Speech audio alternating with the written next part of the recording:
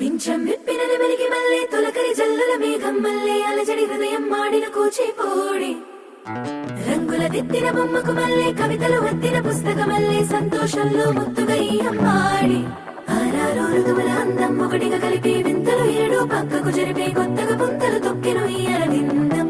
అమ్మమ్మో తాండవమాడే కృష్ణుడి నుండి వేణువ గానం తీయగ పండి రాధకు ప్రాణం ఉప్పొంగే ఆనందం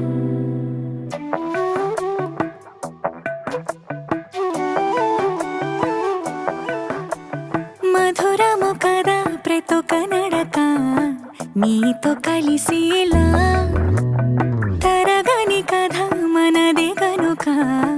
మనసు మురిసినిలా ఉసురేమో